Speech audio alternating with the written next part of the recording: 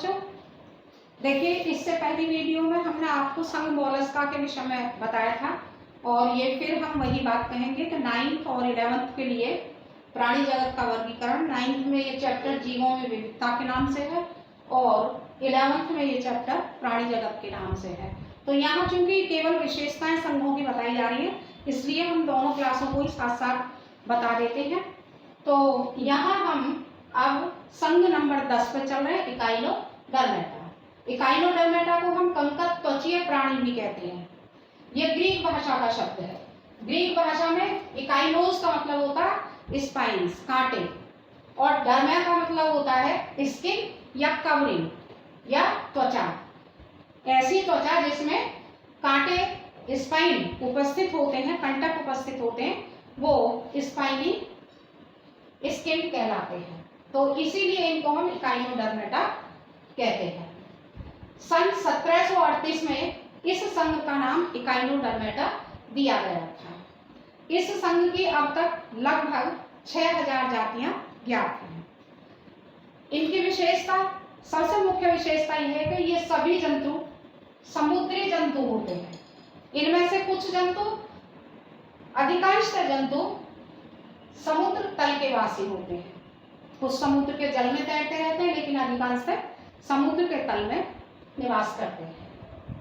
जब ये शिशु अवस्था में होते हैं तो इनका शरीर द्विपार्श्व सममित होता है, परंतु वयस्क होने पर इनका शरीर पंचतई, पंचभुजा के आकार का, जैसे यहाँ हमने आपको दिखाया है स्टारफिश का डायग्राम, इस तरह का हो जाता है और अरीय सममित हो जाते हैं वयस्क होने पर। शारीरिक संगठन इनमें भी अंग स्तर का है और त्रिकोरिक है। देखिए द्विकोरिक, त्रिकोरिक का मतलब हमने आपको बता रखा है कि जो भ्रूण में प्रथम जनन स्तर बनते हैं वो किन्हीं जंतुओं में 2 बनते हैं, वो द्विस्तरीय कहलाते हैं, द्विकोरिक, और जिनमें 3 बनते हैं एक्टोडर्म, एंडोडर्म और मेसोडर्म, वो त्रिकोरिक कहलाते हैं। शरीर का आकार इनका स्टार के आकार का भी होता है, तारे के समान, गोलाकार भी होता है, बेलनाकार भी होता है और अंडाकार भी होता है, परंतु अखंडित होता है, यानी कि इनका शरीर खंडों में विभक्त नहीं होता है। एक जो इनकी इस संघ की मुख्य विशेषता है कि इनके शरीर में अंतःकंकाल पाया जाता है जो कैल्शियम युक्त होता है। कैल्शियम युक्त अंतःकंकाल होता है, इसीलिए इस संघ को इकाइनोडर्मेटा भी कहते हैं। इनमें विशेष प्रकार का जल परिवहन पाया जाता है, जिसे हम एम्बुलेक्रल भी कहते हैं, जो विशेष प्रकार का जल परिवहन तंत्र है। देखिए इसमें 3 प्रमुख तंत्र पाए जाते हैं, जल परिवहन, रुधिर और परिरुधिर। इसमें क्या होता है कि इसमें वास्तविक एंटोसिलिक सीलोम पाई जाती है, जो पक्षाम्बी पेरिटोनियम से घिरी हुई होती है और उसमें बहुत सारी नलिकाएं मिलकर एक नाल तंत्र बनाती हैं। बहुत सारी नलिकाओं में वो बटी हुई होती है, उनमें ही ये 3 प्रकार के मुख्य तंत्र पाए जाते हैं, जल परिवहन, रुधिर परिवहन और परिरुधिर।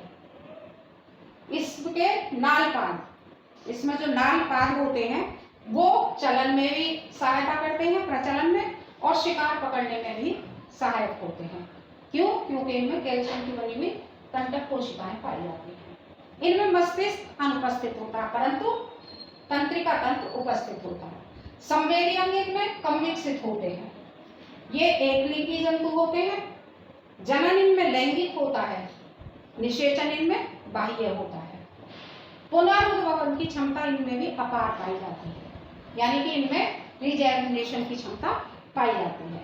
उदाहरण है इसके, जैसे स्टारफिश जिसे हम सितारा मछली या तारा मछली कहते हैं, इकाइनस जिसे आर्चिड भी कहते हैं, समुद्री लिली जिसे हम एंटीडोन भी कहते हैं। तो इस तरीके से बहुत सारे जंतु इसमें पाए जाते हैं। कुछ समुद्र जल में तैरते हुए पाए जाते हैं और कुछ समुद्र के तल में स्थित होते हैं।